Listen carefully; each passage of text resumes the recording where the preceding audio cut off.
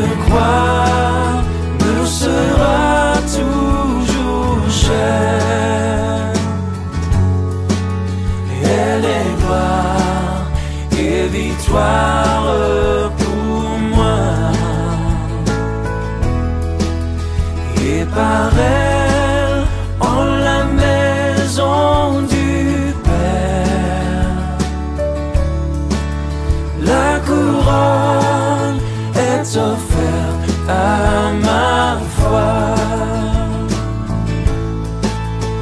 Et par elle, en la maison du Père, la couronne est offerte à ma foi.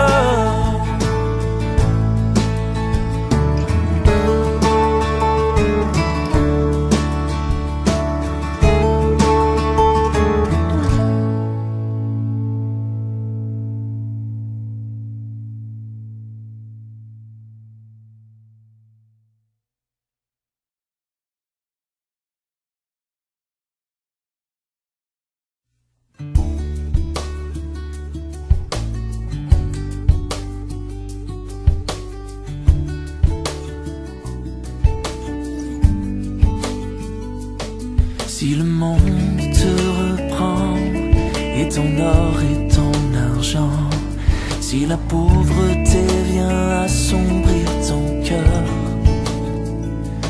souviens-toi que Dieu là-haut prend soin des petits oiseaux.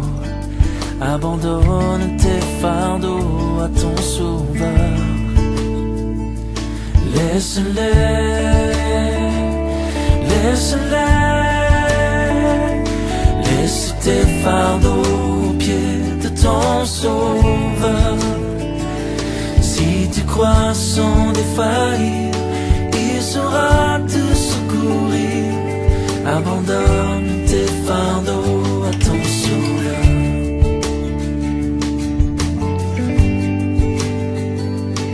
Si ton pauvre corps brisé a perdu force et santé, si tu pleures et tu frémis sous la douleur,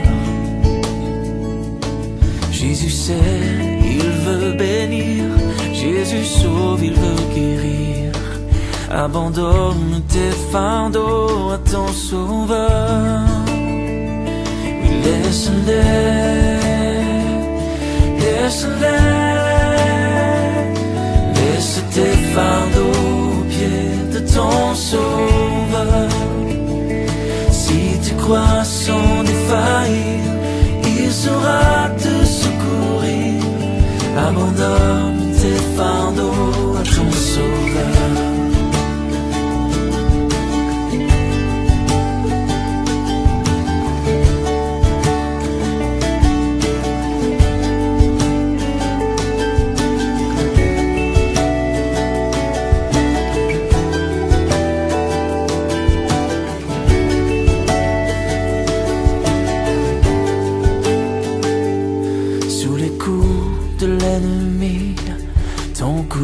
A-t-il faibli et ta foi sombré peut-être sous la peur? Souviens-toi que Dieu ton Père aime exaucer les prières. Abandonne tes fardeaux, ton sauveur. Laisse-les, laisse tes fardeaux ton sauveur. Si tu crois sans défaillir, il saura te secourir. Abandonne tes fardeaux à ton sauveur.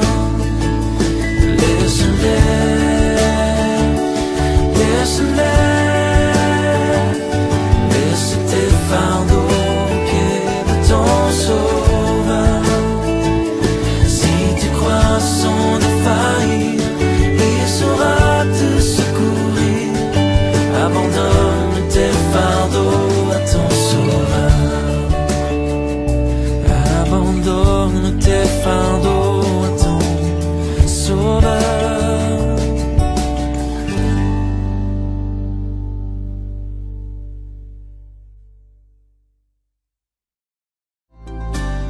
nous lever, bien-aimés, pour la lecture de la parole. Je vais prendre avec vous dans l'épître de Paul aux Philippiens, au chapitre 1er.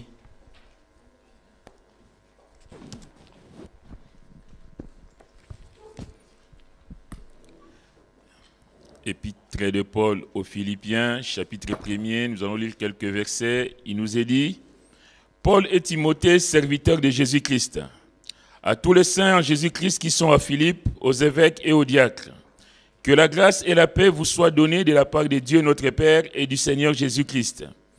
Je rends grâce à mon Dieu de tous les souvenirs que je garde de vous, ne cessant dans toutes mes prières pour vous tous de manifester ma joie au sujet de la part que vous prenez à l'Évangile, depuis les premiers jours jusqu'à maintenant.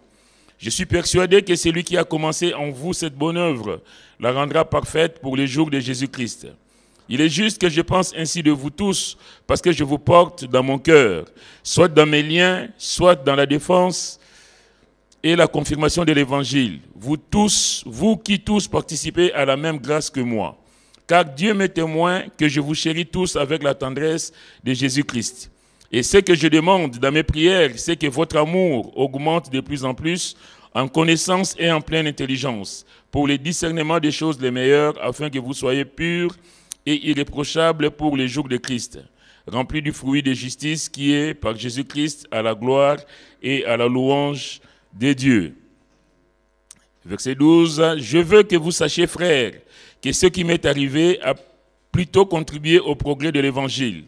En effet, dans tous les prétoires et partout ailleurs, nul n'ignore que c'est pour Christ que je suis dans les liens. Et la plupart des frères dans les Seigneurs, encouragés par mes liens, ont plus d'assurance pour annoncer sans crainte la parole. Quelques-uns, il est vrai, prêchent Christ par envie et par esprit de dispute, mais d'autres les prêchent avec des dispositions bienveillantes. Ceux-ci agissent par amour, sachant que je suis établi pour la défense de l'Évangile, tandis que ceux-là, animés d'un esprit de dispute, annoncent Christ par des motifs qui ne sont pas purs, et avec la pensée de me susciter quelques tribulations dans mes liens. Qu'importe, de toute manière, que ce soit pour l'apparence, que ce soit sincèrement, Christ n'est pas moins annoncé, je m'en réjouis et je m'en réjouirai encore. Amen. On va demander la grâce de Dieu, notre Père, nous voici encore devant toi. Seigneur, combien nous voulons, Seigneur, saisir ta pensée cet après-midi, combien nous voulons être à l'écoute de ta parole. Seigneur, donne-nous, Seigneur, d'être réceptifs. Merci, Seigneur, de bénir mon frère, de bénir ma soeur, en tout cas de passer dans le rang, de visiter encore ton peuple cet après-midi. Merci pour tout, Seigneur. Nous te donnons gloire, car toi seul en es digne, au nom de Jésus. Amen. Amen. Pouvez vous asseoir, bien-aimés. Tout à l'heure, quand il était question de témoignage, je dis, on pourra peut-être un jour prendre toute une après-midi pour témoigner, parce que je pense que René a dû stopper les ardeurs de certaines personnes, de certains frères, certaines sœurs qui voulaient témoigner, donner gloire au Seigneur. C'est une bonne chose de voir une église qui témoigne. C'est une bonne chose de voir des hommes, des femmes qui s'élèvent pour la gloire de Dieu, pour qui Dieu a fait des choses dans leur vie. Et le frère derrière René disait tout à l'heure que ça paraît infime, mais c'est des choses importantes. Avec Dieu, il n'y a pas de petites choses. Avec Dieu, même dans les détails, nous devons voir la main du Seigneur. Et ce message cet après-midi, c'est pour dire que, bien aimé, la vie chrétienne, c'est une vie, nous venons à l'église, nous écoutons la parole de Dieu, mais qu'est-ce que nous faisons par la suite? La vie chrétienne, c'est une vie où nous devons passer de la parole aux actes.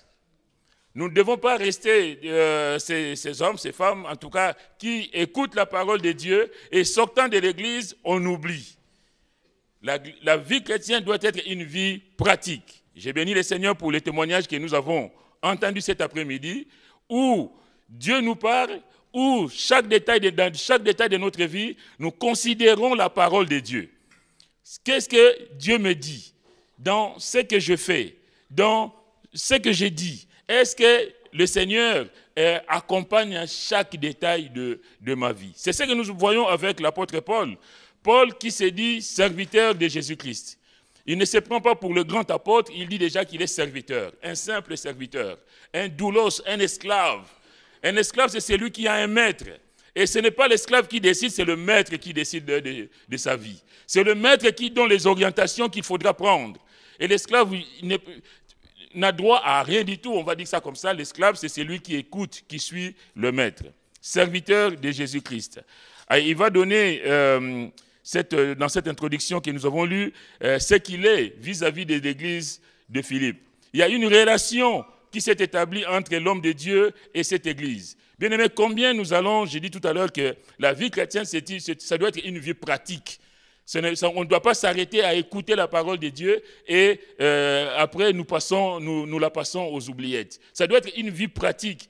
Je suis un enfant de Dieu. Ce matin, le pasteur parlait de la nouvelle naissance. Les choses anciennes sont passées. Il y a un nouveau démarrage dans notre vie. Mais dans ce démarrage, il y a le Seigneur qui conduit. Il y a le Seigneur qui est au volant de cette nouvelle vie. Parce que dans l'ancienne vie, c'est moi qui conduisais ma vie. Dans l'ancienne vie, ce que j'étais avant, c'est moi qui décidais de ce que je faisais. Mais dans la nouvelle vie, on est cet esclave du Seigneur, on est ce doulos, c'est lui qui s'attend au Seigneur. Seigneur, qu'est-ce que tu veux que je fasse dans cette situation? Seigneur, j'aime bien ce que je dis souvent, c'est que la maman de notre frère Philippe d'ici les Moulineaux, quand elle me disait un jour, il dit, pasteur, moi, tous les matins, je me mets devant Dieu, je dis, Seigneur, quel est le programme de la journée? Quel est le programme de la journée? Ma journée, ce n'est pas moi qui établis ce que je vais faire, Seigneur, me dirige-moi. Donne-moi les détails de la journée. Pour rappel, on va dire que l'homme de Dieu est en prison. L'apôtre Paul donc est en prison. Et de ces lieux sombres, il ressent que les chrétiens de Philippe sont près de lui en esprit. Il sait que lui, il est en prison, mais il envoie ses courriers, cette épître aux Philippiens pour leur dire combien son amour est grand pour cette église. Combien son amour est grand. Parce qu'il sait que dans sa souffrance, les autres sont en train de penser à lui. Là où il est en prison, il n'est pas seul. Il traverse des moments difficiles, certes, mais il sait qu'il est soutenu par tout un peuple derrière lui, et c'est le peuple de Dieu. Bien aimé, combien c'est important, nous devons savoir que quand nous traversons des moments difficiles, quand nous connaissons des situations compliquées, de pouvoir compter sur la prière des autres, de savoir qu'il y a une église qui prie pour moi. Dans ce que je vis, dans ma situation, je sais qu'il y a des hommes, des femmes qui se mettent à genoux, qui implorent la gloire, la miséricorde de Dieu pour ma cause. Et c'est ce que l'apôtre Paul décrit ici dans cette épître. Bien aimé, quand un être cher est dans une situation difficile, il est normal qu'on soit inquiet pour lui. Et il est normal que l'autre aussi puisse donner de ses nouvelles. Et l'apôtre Paul donne ici à l'église des nouvelles rassurantes. Que je suis en prison, mais ne vous inquiétez pas. Et cet après-midi, c'est que je vais marquer, vraiment mettre l'accent sur le verset 12. Il dit, je veux que vous sachiez, frères, que ce qui m'est arrivé a plutôt contribué au progrès de l'évangile. Il est dans une situation difficile. Mais il s'est dit, peut-être que quelqu'un d'autre aurait pu dire que, Seigneur, mais tu m'as appelé à te servir, mais les situations que je vis, ce n'est pas possible. Hein? Ça ressemble plus à une malédiction qu'à une bénédiction. Venir à Christ, c'est une bénédiction. Mais quelquefois, nous connaissons des situations où nous nous posons des questions. Seigneur, est-ce vraiment toi qui m'as conduit dans ces lieux? Est-ce que c'est vraiment toi, Seigneur, qui dirige ma vie? Parce que si c'est Dieu, Seigneur, tu ne peux pas permettre que certaines choses se fassent dans ma vie. Et pourtant, il est là. Vous savez, quand le Seigneur dit « Je suis avec vous tous les jours », jusqu'à la fin du monde, bien-aimé, il est là, dans de bons comme dans de mauvais moments. Et encore plus, quand nous sommes chrétiens, bien-aimé, le combat s'intensifie. Parce que l'ennemi ne nous laisse pas tranquilles. La vie chrétienne, ce n'est pas une vie de facilité. La vie chrétienne, ce n'est pas une vie de facilité. Mais c'est justement une vie où, maintenant que tu as la parole de Dieu, et tu es devenu chrétienne, l'ennemi va s'agiter, mais dans tous les sens. L'ennemi va t'attaquer, mais dans tous les sens. Et c'est ce que l'apôtre Paul va vivre. D'ailleurs, les théologiens disent que cette épître aurait pu être appelée l'expérience chrétienne. Parce que l'épître aux Philippiens, ce n'est pas une épître doctrinale, hein, genre l'épître aux Romains, on juste vivra par la foi, ou tout ça. Ça, c'est l'expérience de l'homme de Dieu. C'est l'apôtre Paul qui parle, c'est sa vie qui est décrite dans cette épître. Et je prends cette épître cet après-midi pour dire que, bien aimé, nous aussi, notre vie doit être une vie pratique. Qu'est-ce que je fais de ma nouvelle naissance? Qu'est-ce que je fais de la parole de Dieu? Il donne de nouvelles donc rassurantes à l'Église. Et l'homme de Dieu discerne le but de ses souffrances. Il dit, ce qui m'est arrivé a plutôt contribué au progrès de l'Évangile. Toute chose concourt bien de ceux qui aiment Dieu. Il est en prison, mais il dit que cet emprisonnement est pour la gloire de Dieu. Extraordinaire. Quelle profondeur spirituelle. Bien-aimés, est-ce que nous discernons toujours les buts de nos problèmes?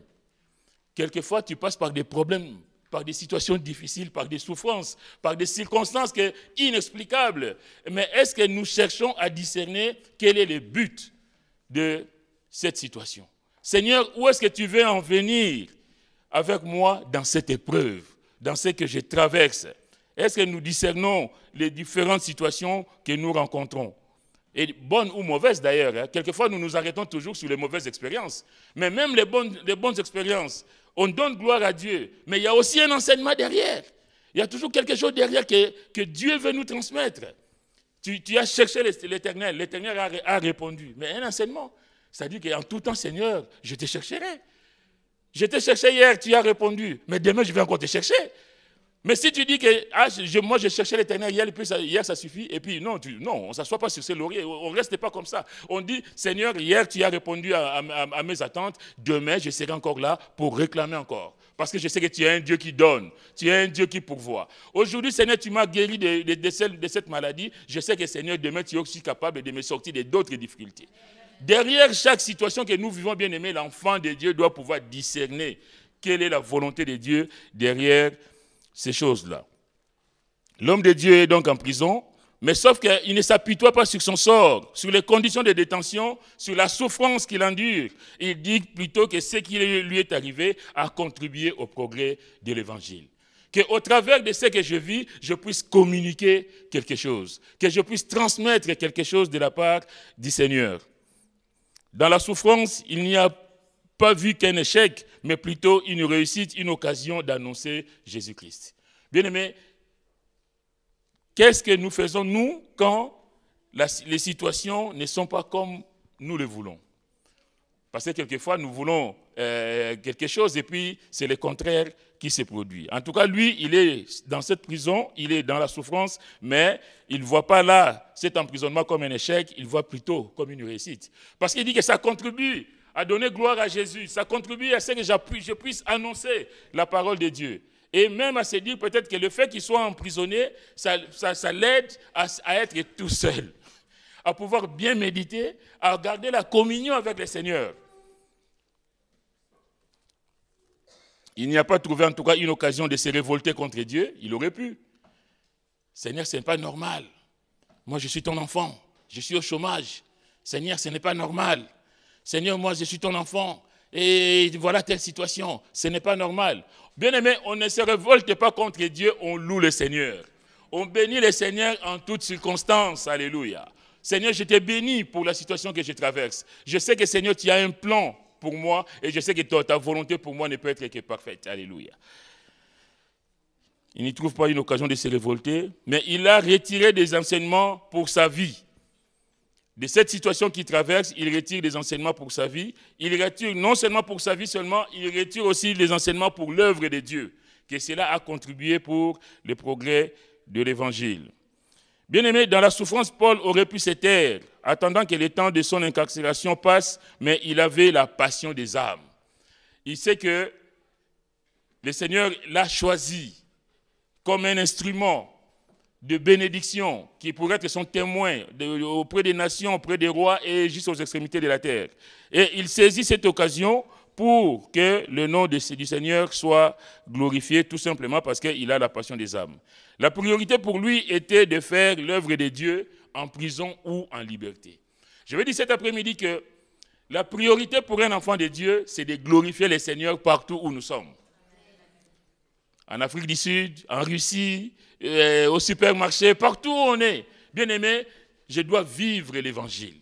Je dois transmettre quelque chose de la part du Seigneur. Saisissons toutes les opportunités que nous pouvons avoir pour annoncer le Seigneur. que tu sois au travail, que tu sois à l'école, que tu sois en voyage, bien-aimé, que toutes les circonstances possibles et imaginables puissent être saisies pour annoncer le nom du Seigneur. Si le Seigneur avait permis qu'il soit dans les chaînes, c'était pour que les soldats et le prétoire entendent l'évangile. Est-ce que nous comprenons, nous, que quelquefois nous passons par des choses inexplicables, inexpliquées, mais c'est pour que là où Dieu te place dans cette situation, que tu puisses témoigner de la bonté, de l'amour de Dieu et que son nom soit glorifié. Vous savez, le prétoire, c'est le tribunal romain qui était composé d'environ 9000 personnes.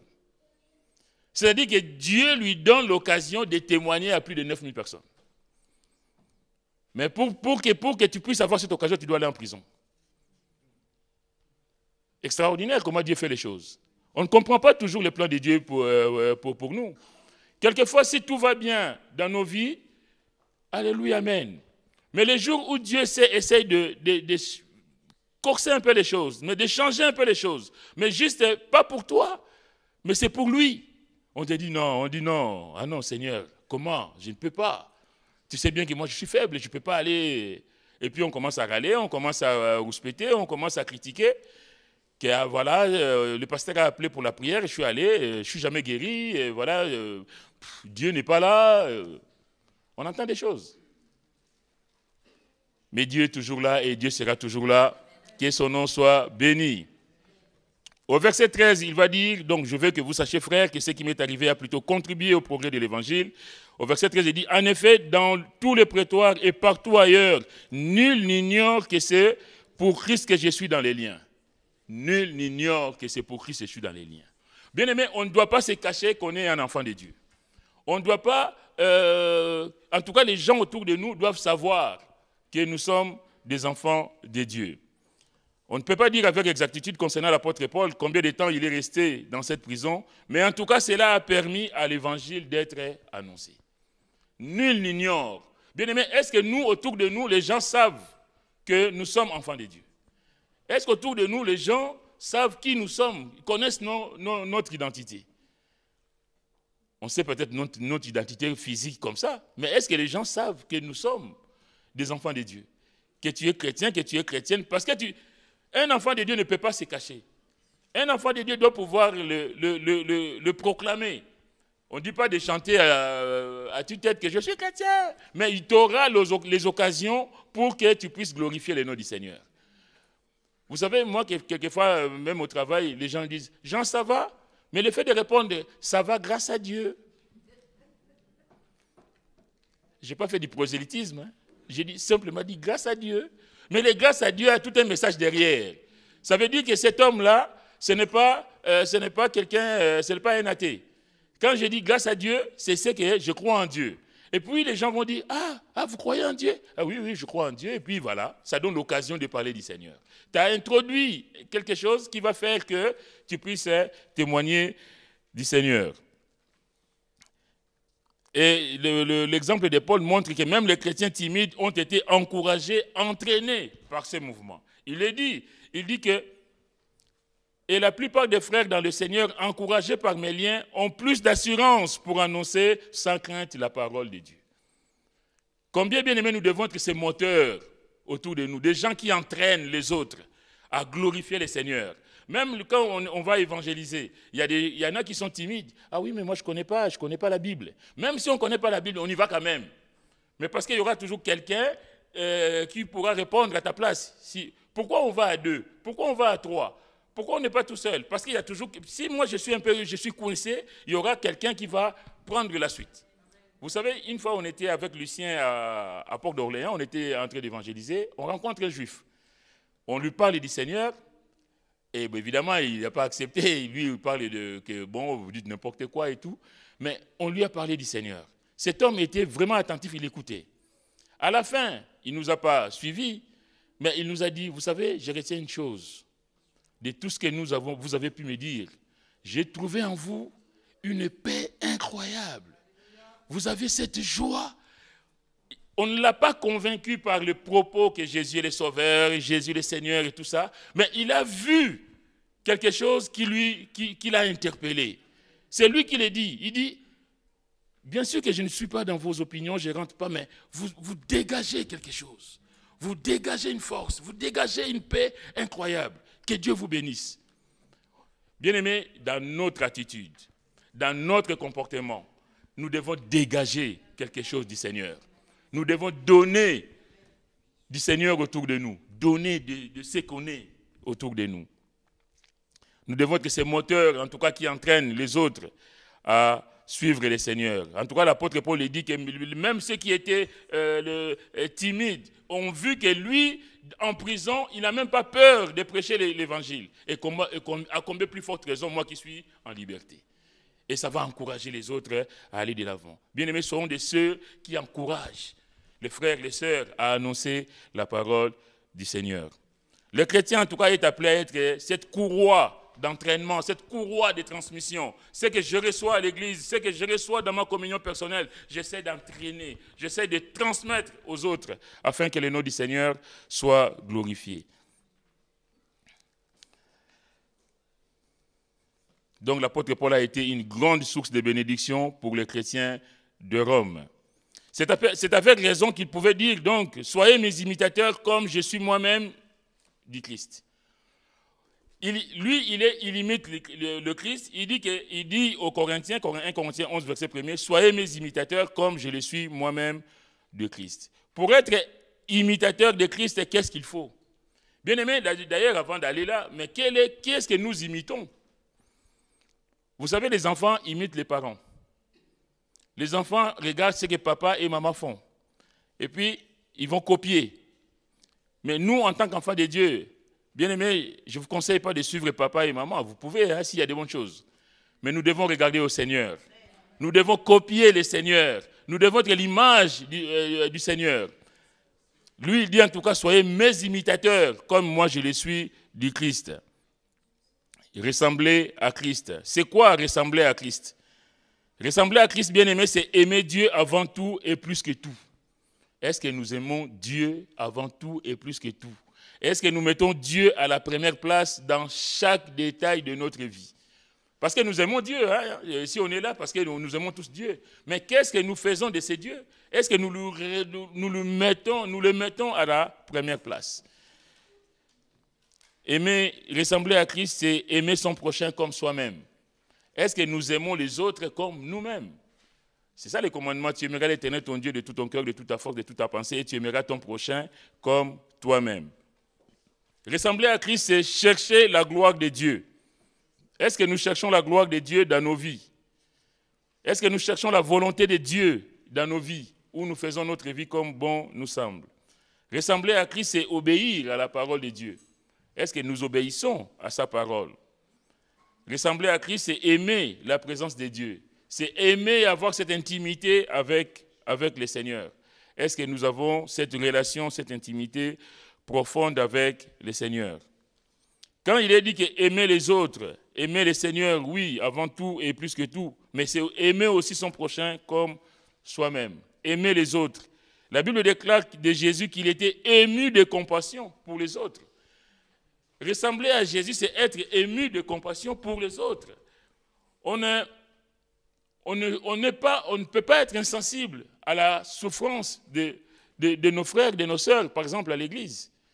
Quelqu'un qui passe par des moments difficiles, nous prions pour lui, mais nous lui témoignons aussi de notre amitié, de notre affection, d'être mon frère, que le Seigneur soit avec toi, ventre on est avec toi, de le soutenir, que l'autre ne se sente pas seul. On voit combien Jésus était ému de compassion pour ceux qui étaient autour de lui, pour tous ces gens qui étaient dans la détresse. Et nous avons besoin de témoigner, nous aussi, de cette compassion du Christ autour de nous. En tout cas, Jésus n'était pas insensible au malheur des autres. Comment est-ce que nous réagissons, nous, quand les autres sont accablés de souffrances et de problèmes? Jésus était bon envers les autres. Jésus a pleuré avec ceux qui pleuraient. Jésus était humble de cœur. Est-ce que nous avons, nous, cette humilité? Est-ce que nous pleurons avec ceux qui pleurent? Peut-être que nous nous réjouissons avec ceux qui se réjouissent. Mais quelquefois, il y a aussi des moments où il faut pleurer avec ceux qui pleurent. Jésus a pardonné à ceux qui l'ont maltraité et crucifié. Bien-aimés, est-ce que nous pardonnons aussi aux autres? Et c'est le Seigneur pouvait dire du haut de la croix, Père, pardonne-leur, car ils ne savent ce qu'ils font. Par-dessus tout, Jésus a porté les péchés de tous les hommes en s'offrant lui-même en sacrifice. Quelle œuvre magnifique! Il va se donner lui-même à la croix pour nos péchés, pour tes péchés, pour mes péchés. Raison pour laquelle la Bible nous dit que car Dieu a tant aimé le monde qu'il a donné son Fils unique afin que quiconque croit en lui ne périsse point, mais qu'il ait la vie éternelle. Jésus a donné sa vie pour toi et pour moi. Combien nous devons aussi nous sacrifier, je vais dire cet après-midi, pour les autres.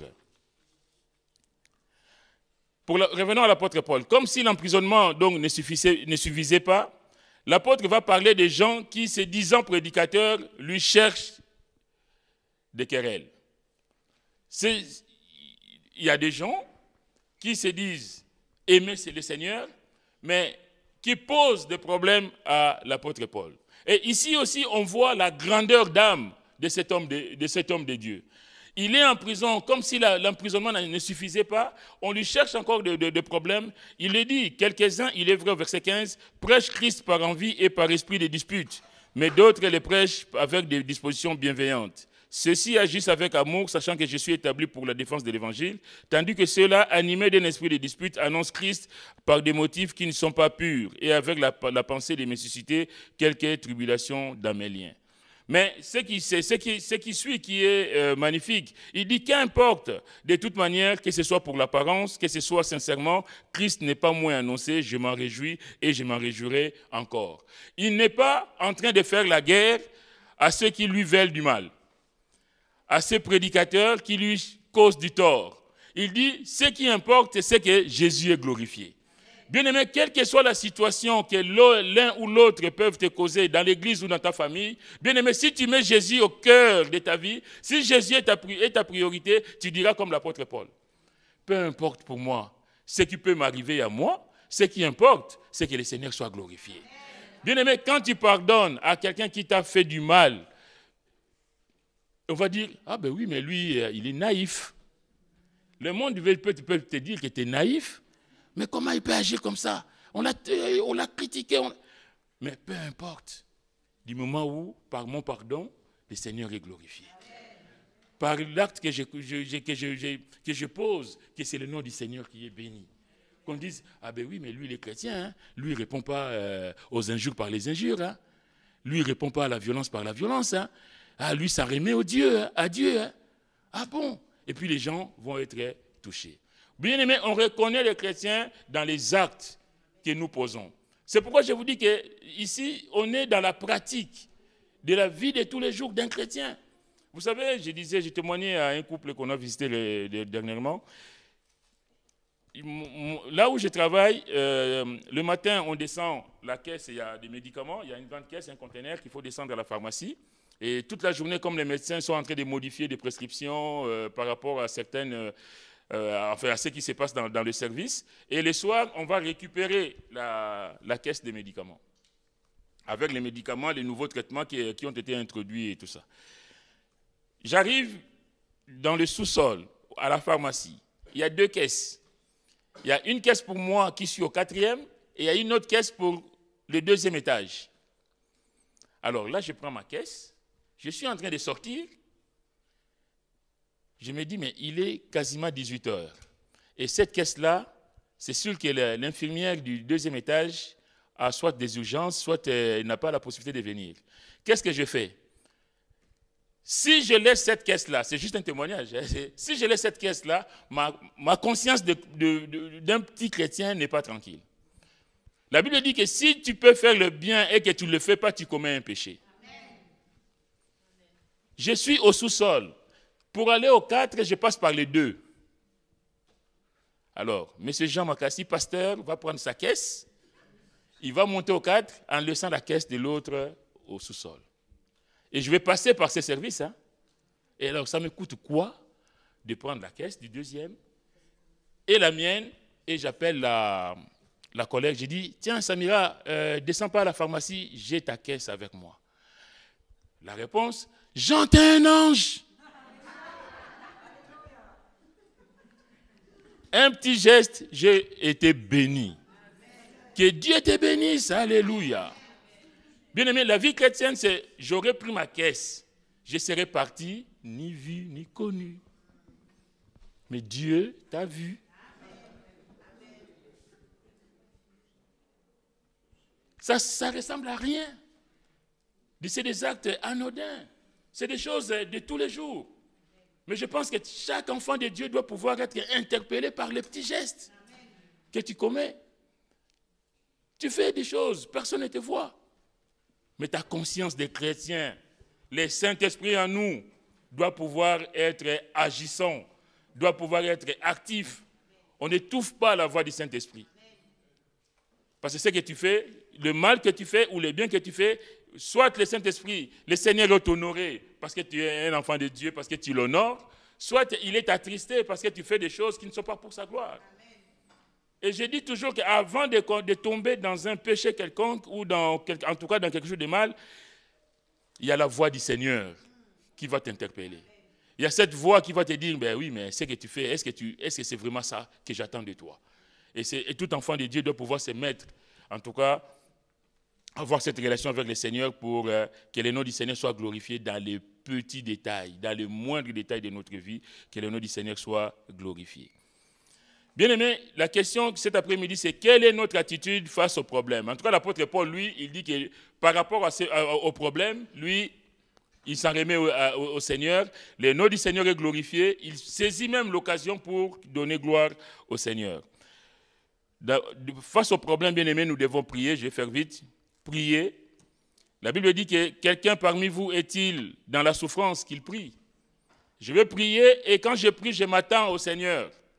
Quand je prie, je fais silence autour de moi et j'entends la voix du bon berger. Je fais silence autour de moi. Seigneur, moi je donne ma prière, je fais ma prière. Seigneur, mais quelle est ta réponse par rapport à cette prière? Quelquefois, la réponse de Dieu s'est fait attendre. Mais même si la réponse du Seigneur s'est fait attendre, mais toi, tu continues à attendre. Parce que du moment où tu es dans le plan de Dieu, bien-aimé, tu n'as rien à craindre. Du moment où tu déposes tes fardeaux au pied du Seigneur, bien-aimé, tu dois être dans cette attitude d'attente, de confiance vis-à-vis du Seigneur. Face au problème, il y a la patience. La Bible dit, soyez patients dans l'affliction. Est-ce que nous sommes patients? Face au problème, bien-aimé, je vais être dans l'humilité et dans l'obéissance. La Bible dit, Dieu résiste aux orgueilleux, il fait grâce aux humbles. Je vais espérer, je vais m'attendre au Seigneur, que le Seigneur puisse se glorifier. Plutôt que de sombrer dans le désespoir, l'enfant de Dieu doit savoir espérer dans la grâce de Dieu. Je passe par des moments difficiles, je connais des moments difficiles. L'apôtre Paul connaît des moments difficiles, mais il s'en remet à Dieu.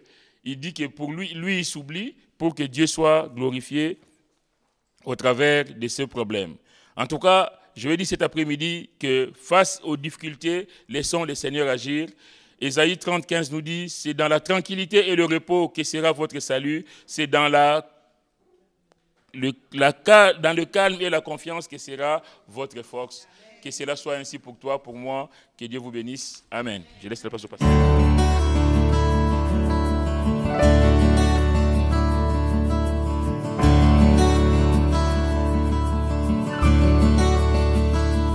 Le Seigneur nous a aimés comme on n'a jamais aimé.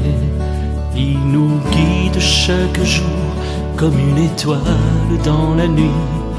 Quand nous partageons le pain, il nous donne son amour. C'est le pain de l'amitié, le pain de Dieu. C'est mon corps, prenez et mangez. C'est mon sang, prenez et buvez, car je suis la vie et je suis l'amour. Ô Seigneur, emporte-nous dans ton amour.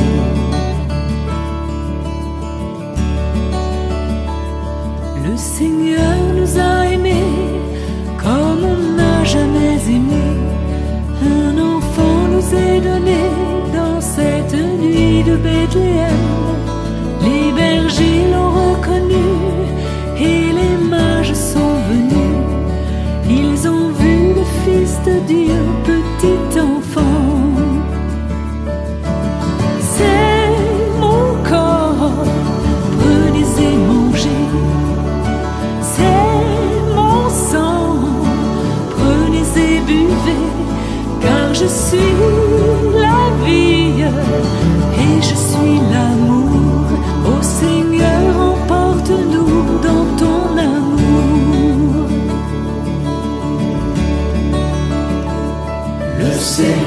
nous a aimés comme on n'a jamais aimé.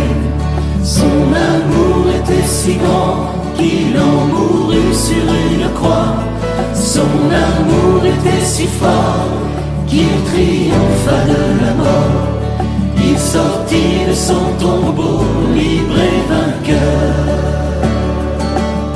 C'est mon corps, prenez et mangez. C'est mon sang, prenez et buvez. Car je suis la vie et je suis l'amour.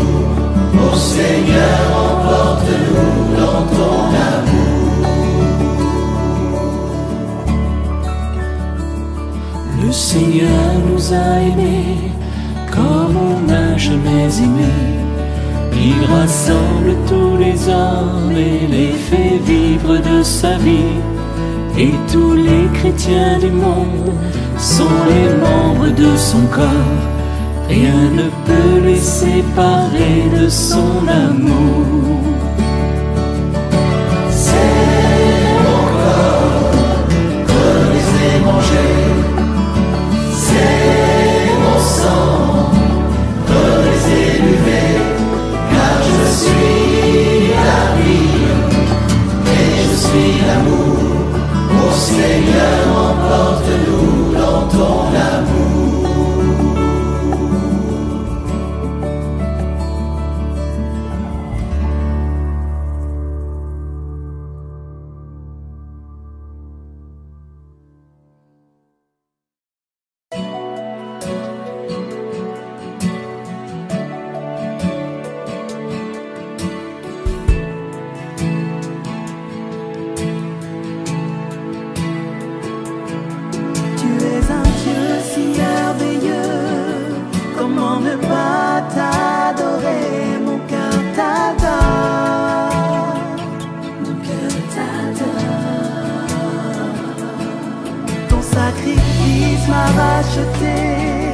Tu es la source de ma paix, mon cœur t'adore. Mon cœur t'adore. Auprès de toi je veux rester. Seigneur, en toi j'ai tout trouvé. Mon cœur t'adore. Mon cœur t'adore. Oui, tu es mort pour moi. Seigneur, sur une croix. Et mon cœur veut t'adorer. Toi, mon bien-aimé. Qui es-tu, Seigneur, digne de ma louange, de mon adoration. Oh, digne es-tu, Seigneur, de mon adoration.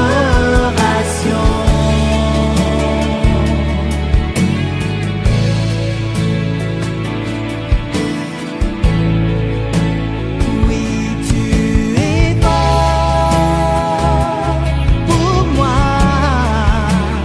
Seigneur, sur une croix.